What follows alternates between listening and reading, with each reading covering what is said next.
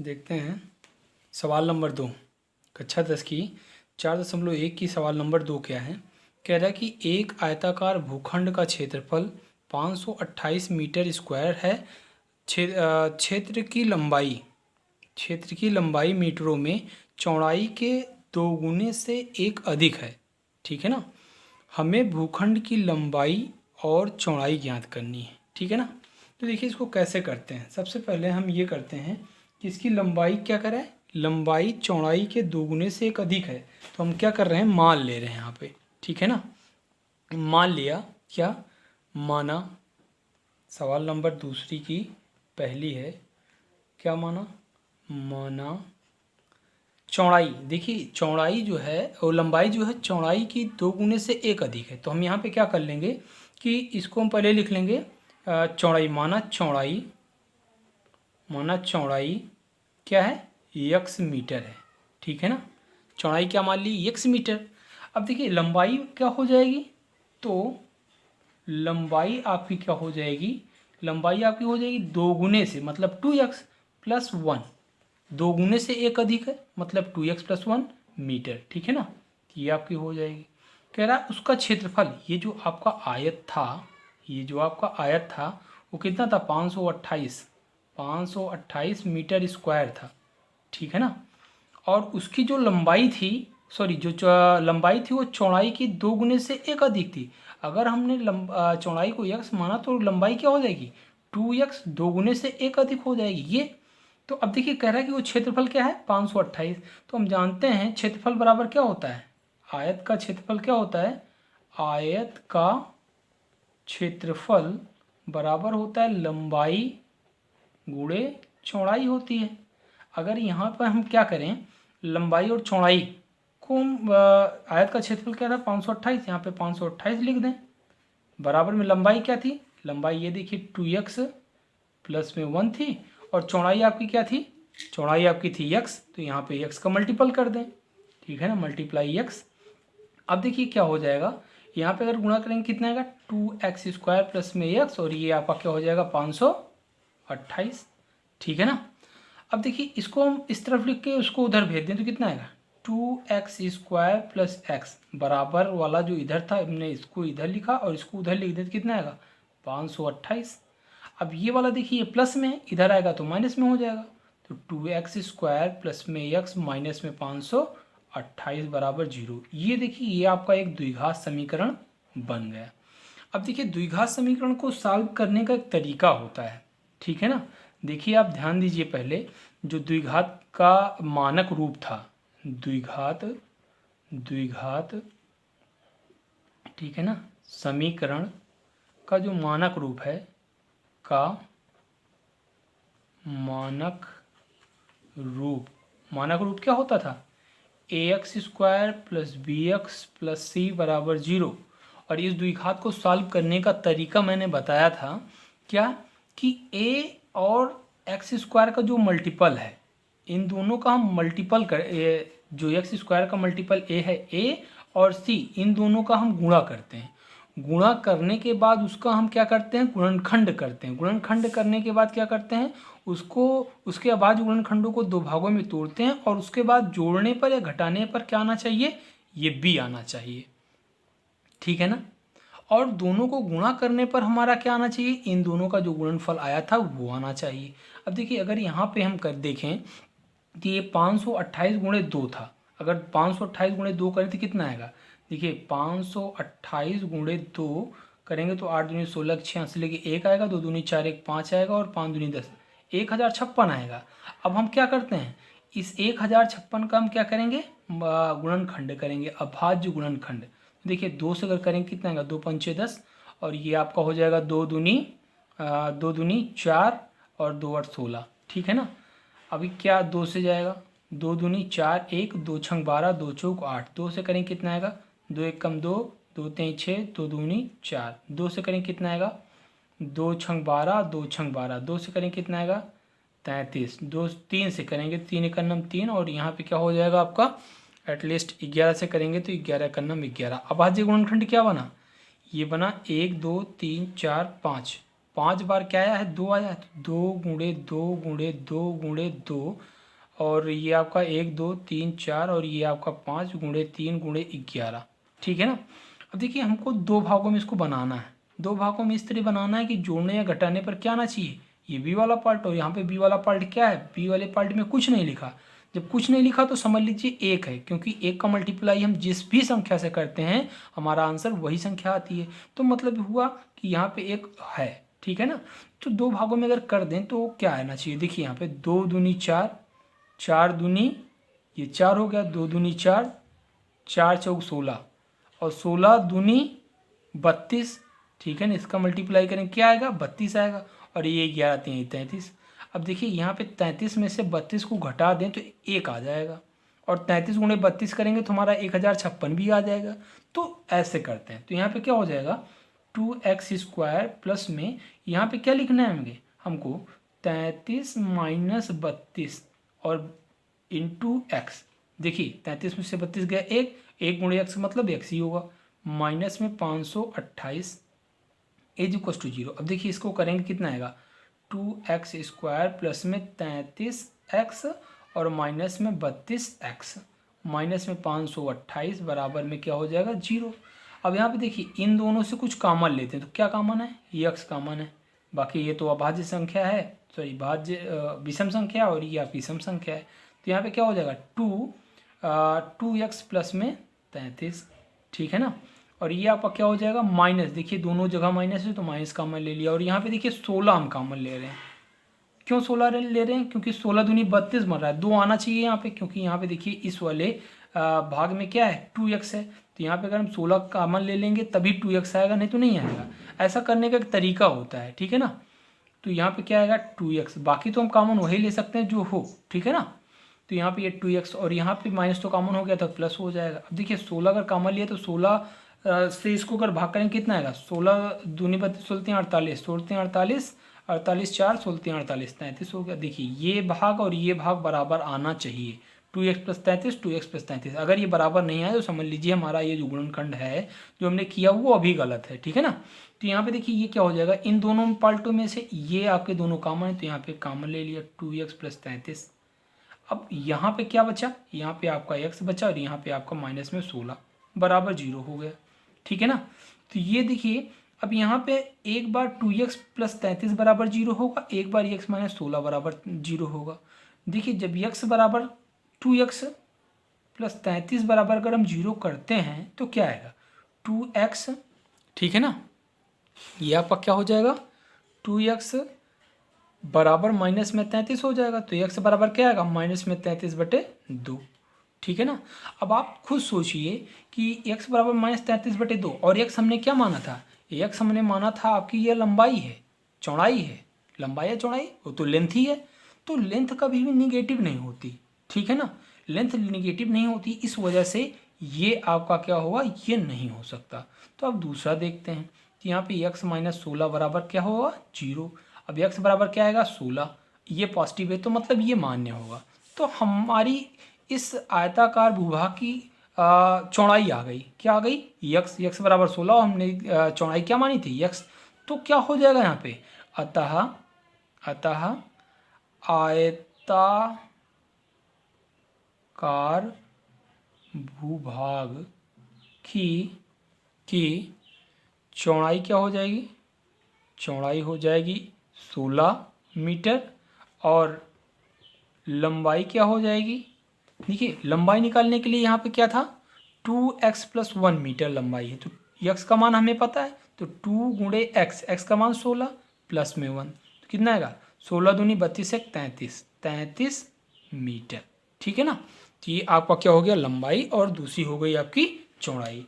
अब देखते हैं सवाल नंबर 2। सवाल नंबर 2 क्या कह रहा है कि दो क्रमागत धनात्मक पूर्णांकों का गुणनफल क्या है, 306 है। ठीक है ना, 306 है। हमें पूर्णांकों को ज्ञात करना है। देखिए दोनों पूर्णांकों का, दो क्रमागत धनात्मक पूर्णांकों का गुणनफल 306 है। ठीक है ना। तो हम इसको सॉल्व करते हैं। देखिए सवाल नंबर 2 है। ठीक है, सवाल नंबर 2, यहाँ पे देखिए सवाल नंबर दूसरी क्या है, कह रहा है कि दो क्रमागत धनात्मक पूर्णांकों, दो क्रमागत। अब दो क्रमागत कैसे होते हैं? क्रमागत का मतलब होता है एक के बाद दूसरा, लेकिन इसने क्या कहा? दो क्रमागत धन पूर्णांकों। धन पूर्णांक क्या होते हैं? पॉजिटिव वाले। 0 1, 0 तो नहीं, फिलहाल 1 से लेते हैं।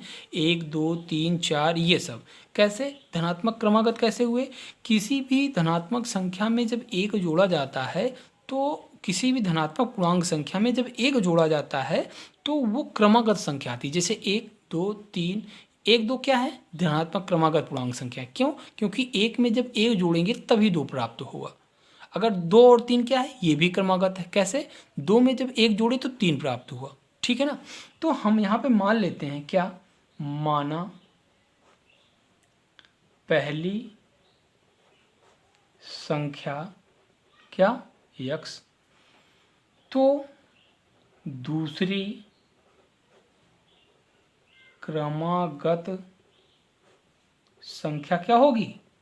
x plus 1। अच्छा, पहली संख्या x, ये आपका क्या है? धनात्मक क्या कहते हैं? धनात्मक पूर्णांक, धनात्मक पूर्णांक है। ये दोनों संख्या क्या है? धनात्मक पूर्णांक संख्या है और दोनों क्रमागत है, क्योंकि x और x प्लस 1 ये क्रमागत हो गई। ठीक है ना? अब देखते हैं कि कह रहा है कि गुणनफल क्या है? इन दोनों का गुणनफल क्या है? 306 है। तो यहाँ पे दोनों का अगर हम गुणनफल कर दें, x इंटू एक्स प्लस 1 करें तो ये 306 हो जाएगा। अगर इसमें हम मल्टीप्लाई करें तो कितना आएगा? एक्स स्क्वायर प्लस में एक्स बराबर में 306, और इसको इधर ला लें तो कितना आएगा? एक्स स्क्वायर प्लस एक्स और माइनस में 306, सॉरी 306 बराबर 0। अब हमको क्या करना है? इनका और ए का ए इंटू सी करते हैं, तो 306 गुणा 1 मतलब 306। 306 का हम क्या करेंगे? गुणनखंड करेंगे। 306 का गुणनखंड करते हैं तो क्या आएगा? देखिए 306 का अगर हम गुणनखंड कर दें तो 2 से कटेगा, 2 1 कम 2, 5 6 10 और 2 क्या आएगा? 2 3 6। ठीक है ना? अब इसके बाद क्या हो जाएगा? अब ये कटेगा आपका 3 से। ठीक है ना? 3 से 3 5 15 और 3 1 9 3। अब ये किससे कटेगा? 3 से। अब भी ये कट सकता है, तो 3 1 9 3 7 21, ये 17 से कटेगा। ठीक है ना? अब हमको लाना क्या है? 1 लाना है। तो देखिए कैसे आएगा? 2 3 6, 6 3 18, 18, देखिए 2 3 6 और 6 3 18, 18 और 17। देखिए 18 में से 17 जब जाएगा तो हो जाएगा 1। तो यहाँ पे हम क्या लिखेंगे? एक्स स्क्वायर प्लस में 18 माइनस 17। ठीक है ना? और इंटू में x माइनस में 306 बराबर 0। ठीक है ना? अब देखिए ये क्या हो जाएगा? एक्स स्क्वायर प्लस में 18x माइनस में 17x और माइनस में 306 बराबर 0। ठीक है ना? अब देखिए यहाँ से x अगर कॉमन ले लें तो कितना आएगा? x प्लस 18 और यहाँ पे माइनस 17 कॉमन ले लें तो कितना आएगा? x और प्लस में माइनस कॉमन हो चुका है। ठीक है ना? 17 34 मतलब 17 एकम 17, 17 3 20 और 3 13 136, 17 8। ठीक है ना? बराबर 0। अब देखिए इन दोनों में कॉमन क्या है? ये x प्लस 18 कॉमन है। ठीक है ना? ये x प्लस 18 और ये माइनस में सॉरी दूसरे ब्रैकेट में क्या हो जाएगा? x बचा क्या है? यहाँ पे ये और ये कॉमन हो गया, तो x माइनस 17 बचा, तो x माइनस 17 बराबर में क्या हो जाएगा? 0। अब देखिए x प्लस 18 बराबर जब 0 करेंगे तो x बराबर माइनस 18 आएगा, x बराबर माइनस 18 आएगा। और लेकिन उसने क्या कहा था? धनात्मक क्रमागत पूर्णांक संख्या चाहिए, लेकिन ये तो ऋणात्मक आ जाएगी, तो हमको ये लेना है x माइनस 17 बराबर 0। तो x बराबर कितना आएगा? 17। जब पहली संख्या आपकी 17 हो गई, क्योंकि x बराबर आपको 17 हो जाएगी, x बराबर क्या हो जाएगी? 17, और इसके बराबर क्या हो जाएगा? 17 प्लस 1 मतलब आपका 18। तो पहली संख्या आपकी 17 और दूसरी संख्या आपकी 18 हो जाएगी। अब देखते हैं सवाल नंबर 3। तीसरी सवाल क्या कह रहा है? कह रहा है कि रोहन की माँ उससे 26 वर्ष बड़ी है, उसकी आयु का गुणनफल आपसे 3 वर्ष पश्चात 360 हो जाएगा, हमें रोहन की वर्तमान आयु ज्ञात करनी है। ठीक है ना? तो रोहन जो है, यहाँ पे देख लेते हैं सवाल नंबर नेक्स्ट। सवाल नंबर तीसरी क्या है? कह रहा है अब रोहन की उम्र हम अगर मान लें, रोहन की उम्र क्या है? रोहन की उम्र जो भी है उससे उसकी माँ 26 वर्ष बड़ी है। ठीक है ना? तो हम मानते हैं क्या? माना, ठीक है ना, माना रोहन की वर्तमान उम्र यक्स मान ले, तो रोहन की माँ की वर्तमान उम्र क्या हो जाएगी, x + 26। अच्छा, वर्तमान उम्र क्यों मानते हैं? क्योंकि वर्तमान उम्र हमेशा इन सभी सवालों में हमेशा हम वर्तमान उम्र ही मानते हैं, प्रत्येक सवालों में। क्योंकि हम अगर मान लीजिए 5 वर्ष पहले की बात होती तो इसी वर्तमान में से 5 घटा देते, बाद की बात होती 5 वर्ष तो 5 उसमें जोड़ देते। मतलब अगर वर्तमान में है तो भूत में भी जा सकते हैं और भविष्य में भी जा सकते हैं, इसलिए हमेशा हम वर्तमान की ही उम्र मानते हैं। ठीक है ना। इसके बाद सवाल में क्या कहा गया है, इसके बाद ये कहा गया है कि अब से 3 वर्ष पश्चात इनका गुणनफल 360 हो जाएगा। तो 3 वर्ष बाद क्या हो जाएगा, देखिए 3 वर्ष बाद रोहन की उम्र क्या हो जाएगी, x + 3। 3 वर्ष बाद मतलब अभी x है तो 3 वर्ष बाद x + 3 हो जाएगा। और 3 वर्ष बाद रोहन की माँ की उम्र क्या हो जाएगी, x + 26 अभी है, 3 वर्ष बाद क्या मतलब 3 जुड़ जाएगा, तो कितना आएगा, x + 29। ठीक है ना। अब कह रहा है कि इन दोनों का गुणनफल 3 वर्ष बाद इनका गुणनफल क्या हो जाएगा, इनका गुणनफल 360 वर्ष हो जाएगा। तो अब गुणा करते हैं, ये आपका पहला हो गया, ये आपका दूसरा हो गया, दोनों का अगर गुणा करेंगे तो कितना आएगा, x + 3 और यहाँ पे हो जाएगा x + 29 बराबर 360। ठीक है ना। अब इसको हम सॉल्व करते हैं, और देखते हैं क्या आएगा। ठीक है। तो देखिए यहाँ पे क्या हो जाएगा, x² गुणा कर रहे हैं x का पूरे में, तो x² प्लस में 29x, 3 से करेंगे कितना आएगा 3x प्लस में 9 × 27 और 2 3 दूनी 6 2 8। ठीक है ना, बराबर में 360। ठीक है। अब देखिए इसको करेंगे कितना आएगा, x² प्लस में 29 और 3 32x और प्लस में 87 और इसको इधर ला लें तो 360 माइनस में हो जाएगा बराबर 0। ठीक है ना। अब देखिए x² प्लस में 32x, इसको घटाएंगे कितना आएगा,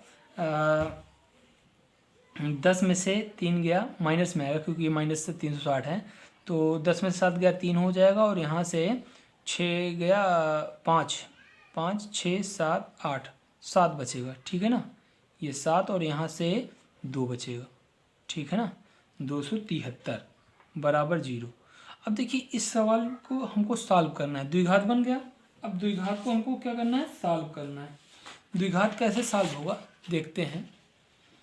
यहाँ पे देखिए हम पहले 273 का गुणनखंड करेंगे, 273 का यहाँ पे हम गुणनखंड कर लेते हैं। 273 का जब गुणनखंड करेंगे तो ये पहले किससे जाएगा, 3 से जाएगा, 3 9 27 3 1 9 3। अब ये किससे जाएगा, अब ये 7 से अगर काट दें तो कट जाएगा, क्यों, क्योंकि और इस किसी से कटेगा नहीं, तो 7 1 9 7 और 7 3 21। अब ये 13 से जाएगा, तो 13 1 9 13। अब देखिए हमको क्या लाना है, 32, तो 32 लाने के लिए देखिए क्या कर सकते हैं यहाँ पे हम, देखिए 13 3 39, 13 3 39 और 39 में से 7 गया 32 आ जाएगा। तो यहाँ पे क्या लिखेंगे हम, x² प्लस में 39 माइनस में 7। ठीक है ना, x माइनस में 273 बराबर में क्या हो जाएगा, आपका 0 हो जाएगा। ठीक है ना। अब देखिए यहाँ पे इसको हम लिखेंगे क्या, x² प्लस में 39x माइनस में 7x माइनस में 273 बराबर 0। अब यहाँ से कॉमन लें तो x क्या आएगा, x प्लस 39 और माइनस में अगर 7 कॉमन ले लें तो क्या आएगा, x प्लस 39। ठीक है ना, बराबर 0। दोनों में क्या कॉमन है, x प्लस 39 और यहाँ पे क्या बचा है, x बचा यहाँ पे माइनस में 7, अब बराबर 0। यहाँ पे देखिए इसको जब 0 के बराबर रखेंगे तो हमारा माइनस में आएगा, क्या आएगा, x प्लस 39 बराबर जब 0 किया तो x बराबर कितना आएगा, x बराबर माइनस में 39। लेकिन x हमने क्या माना था, x हमने माना था रोहन की उम्र, और रोहन की उम्र माइनस में आ रही है, माइनस में तो उम्र होती नहीं है, 0 साल तो हो सकते, 0 साल भी नहीं। ठीक है ना, मतलब माइनस में उम्र नहीं हो सकती। ठीक है ना, तो मतलब ये वाला तो नहीं होगा, तो मतलब क्या हुआ, दूसरा वाला होगा, क्या, x - 7 बराबर 0, तो x बराबर 7। तो मतलब रोहन की उम्र क्या रही होगी, रोहन की उम्र रही होगी 7 साल। ठीक है ना, ये देखिए, तो हमें रोहन की वर्तमान आयु ज्ञात करनी है। तो रोहन की जो वर्तमान आयु है वो कितना हो जाएगी, 7 वर्ष। ठीक है ना। अब देखते हैं सवाल नंबर नेक्स्ट क्या कह रहा है। एक रेलगाड़ी 480 किमी की दूरी समान चाल से तय करती है। ठीक है ना, और कह रहा है यदि इसकी चाल 8 किमी प्रति घंटा कम होती तो वह उसी दूरी को तय करने में 3 घंटा अधिक समय लेती। ठीक है ना, तो यहाँ पे हम मान लेते हैं, देखिए सवाल नंबर आपकी ये दूसरी की चौथी है। ठीक है ना, दूसरी की चौथी। ठीक है, यहाँ पे कह रहा है कि दूरी आपको पता है, चाल कह रहा है कि अगर 8 किलोमीटर प्रति घंटा कम कर दी जाए तो उसे 3 घंटे अधिक समय लगेगा। तो हमें रेलगाड़ी की चाल ज्ञात करनी है। तो रेलगाड़ी की चाल ज्ञात करने के लिए देखिए, चाल ज्ञात करनी है, हमने इस सवाल को लगाने का एक तरीका बताया था कि जो पूछ रहा होता है उसी को मानते हैं। ठीक है ना, तो माना क्या हो जाएगा, रेलगाड़ी की चाल, रेलगाड़ी की चाल क्या मान लें, यक्स किलोमीटर प्रति घंटा। ठीक है ना। अब देखिए, और उसने दूरी पहले से दे दी है। दूरी क्या दिया है, दूरी बराबर 480 किलोमीटर। ठीक है ना, हमको समय नहीं पता है। वो कह रहा है कि वो अगर समान चाल से तय करें और यदि वह 8 किलोमीटर प्रति घंटा चाल उसकी कम हो जाए तो 3 घंटे अधिक समय लेता है। लेकिन कितना समय लेता है, अगर वो समान चाल से ही चलता तो कितना समय लेता है ये नहीं पता है। तो हम उस समय भी मानेंगे क्या, समय को हम मान लेते हैं क्या, टी। अगर वो समान चाल से चल रही है रेलगाड़ी तो चाल बराबर क्या होता है, दूरी बटे चाल बराबर दूरी बटे समय। ठीक है ना। अब देखिए, चाल क्या था, यक्स, दूरी 480 और समय टी। मतलब ये आपका पहला इक्वेशन बना। मतलब जब उसकी समय नहीं पता तो हम समय टी मान लिए। तो अब हमें एक चीज़ ज्ञात हुई क्या, अगर उसकी चाल x किलोमीटर प्रति घंटा है तो वो उस दूरी को तय करने में टी समय लेगा। ठीक है ना। अब उसने दूसरा पॉइंट दिया, ये तो पहला पॉइंट हो गया। अब दूसरा पॉइंट उसने ये दिया कि चाल कितना, चाल अगर वो कह रहा है कि 8 किलोमीटर प्रति घंटा क्या होती, कम होती। ठीक है ना, तो क्या हो जाता, तो नई चाल क्या हो जाएगी, नई चाल। अब देखिए, पहले तो x था, अब क्या हो जाएगा, x माइनस 8 किलोमीटर प्रति आवर्स। ठीक है ना। अब देखिए, ये चाल को हमने घटा दिया तो समय अब वो ज़्यादा ले रहा है। चाल जब कम हो जाएगी तो समय ज़्यादा लगेगा, और समय क्या 3 घंटे अधिक ले रहा है। दूरी अब भी वही है, दूरी वही रहेगी। ठीक है ना, बट जो समय लिया था पहले टी समय लिया था, लेकिन अब t+3 क्योंकि 3 घंटे अधिक समय ले रहा है। ठीक है ना। अब देखिए, इससे इसमें भी वही लगाते हैं फार्मूला, चाल बराबर दूरी बटे समय। तो कितना हो जाएगा, देखिए चाल हमारा क्या था, x माइनस 8 और दूरी क्या थी 480 बटे समय क्या था t+3। ठीक है ना, ये हो गया। अब देखिए, यहाँ से अगर हम t का मान निकालें, क्योंकि हमको केवल चाल ज्ञात करनी है, समय नहीं ज्ञात करना है। ठीक है ना, कि वो समय क्या लगा था, है हमको केवल चाल ज्ञात करनी है। इसलिए हम t को यहाँ से t का मान निकाल के इसमें रख दें, और जब मान निकाल के रख देंगे दूसरे वाले समीकरण में, इसको हम मान लें यहाँ पे। देखिए t बराबर क्या लिख सकते हैं, t बराबर आपका 480 बटे x, इसको समीकरण 1 मान लिया। इसको सॉल्व कर लें थोड़ा से, क्या x माइनस 8 और ये आपका क्या हो जाएगा t+3 बराबर में 480। ठीक है ना। अब इसको हम समीकरण 2 मान लें, तो यहाँ पे समीकरण 1 से t का मान समीकरण 2 में रखने पर अब देखिए यहाँ पे क्या हो जाएगा, t का मान क्या था, t का मान आपका था 480 बटे x। तो यहाँ पे अगर रखेंगे तो कितना आएगा, देखिए x माइनस 8, अब t का मान देखिए 480 बटे क्या था x प्लस में 3 बराबर में 480 हो जाएगा। ठीक है ना। अब देखते हैं इसको सॉल्व करते हैं। कितना आएगा x माइनस 8, x उधर जाएगा कितना हो जाएगा 480 प्लस में 3x बटे में कितना आएगा x। ठीक है ना, बराबर में 480।